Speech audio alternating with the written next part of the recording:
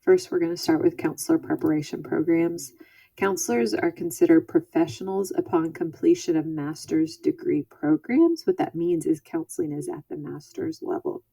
Okay, this is different from a bachelor's level degree. So you can be a social worker, a licensed social worker at the bachelor's level. In order to do counseling type activities for social workers, though, you do need a master's degree, but there is no licensure or training for counselors at the bachelor's level. This is also different from psychology, where licensure and training is at the PhD level.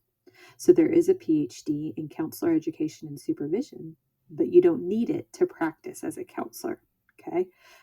You're going to be able to practice as a counselor. You're going to be able to be licensed as a counselor at the master's degree level. If you want to teach counseling, that's at the PhD level. If you want to be a licensed psychologist, however, you need to get your PhD. There is no licensure for psychologists at the master's level. Okay. The training for counselors includes skill, competency, and counseling. Remember in that last lecture, I talked about how our focus is on getting you to be able to do counseling at the individual level, at the group level. Okay. Other courses in our programs include assessment, ethics, research, group, multicultural, theory, and career, along with many others. But those are kind of the core competencies you're gonna try and achieve in a counseling program. The counseling profession created the Council for Accreditation of Counseling and Related Educational Programs, otherwise known as CACREP, to set standards nationally. This is an attempt to really take back our identity, not to necessarily take back, but to create our identity as counselors. And I say take back because the term counselor is used in a lot of ways for a lot of people. You have camp counselors, and you have addictions counselors, and you have career counselors who don't necessarily have to have a master's degree in counseling, right? And so by standardizing a lot of this stuff, like the counselor preparation programs, and they're pushing for licensure to be more standardized from state to state. This helps us really create our professional identity and to advocate for ourselves as counselors. So CACREP is the standard that we strive for in our counseling programs, and you can get accredited by CACREP. Okay, so whenever you're looking for counseling programs, you're looking for programs that are CACREP accredited. CACREP standards include the following: human growth and development, social foundations, helping relationships, group work, career and lifestyle development, appraisal, research, professional orientation. Those are the basis for the classes that you take.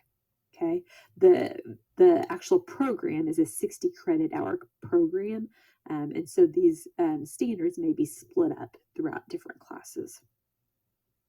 You also complete a 100-hour practicum if you graduate from CACREP accredited program, along with a 600-hour internship.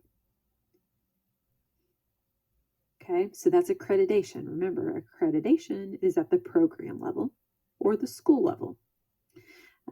Your credentialing comes in many different forms and different levels. So it's at the program level for accreditation. It's at the individual level for degrees and licensure and certification. Okay. So first we're going to talk about certification. All right. So certification for counselors is at the national level. It's a voluntary certification. You don't need it to counsel. What it does is it gives you a credential, again, that is nationally recognized. And again, this is an attempt to really identify ourselves as counselors. It is something that you can use like behind your name, right? You can call yourself a nationally credentialed counselor. This certification is offered through the National Board of Certified Counselors, otherwise known as NBCC. So get used to learning all these different acronyms. So far, we've got CACREP.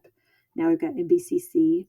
NBCC offers the National Certified our National Counselor Exam, the NCE, which will make you, if you pass it, a National Certified Counselor, an NCC. Okay, so the NCC is the credential you get by passing the NCE, which is the exam.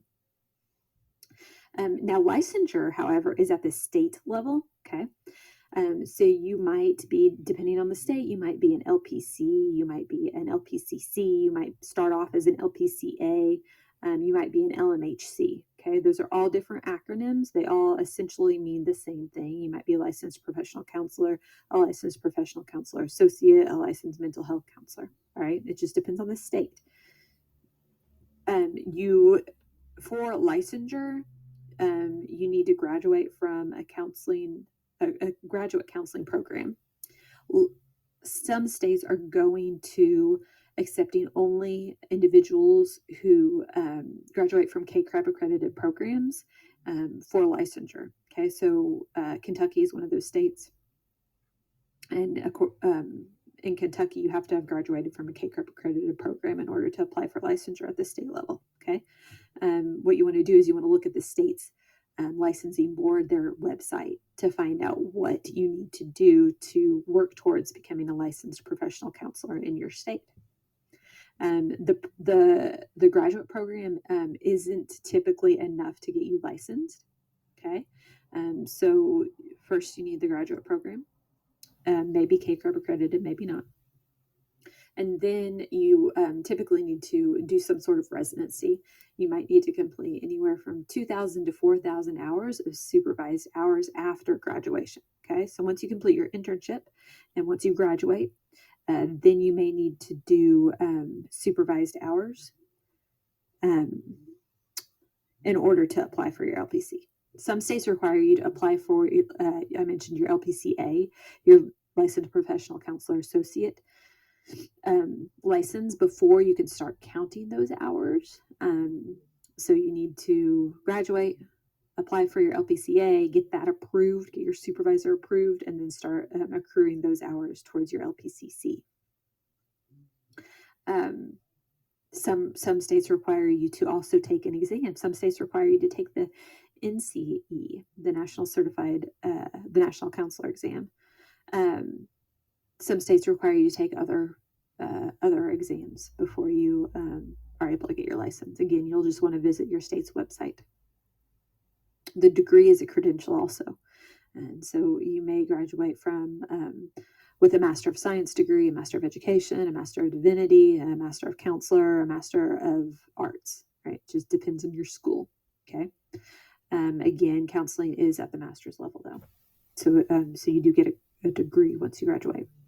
And then finally is program accreditation, which we talked about.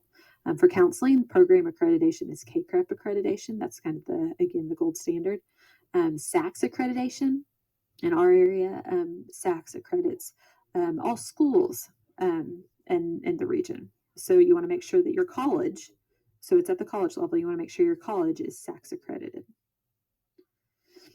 Finally, ethical standards and credentialing. What do ethical standards say about credentialing?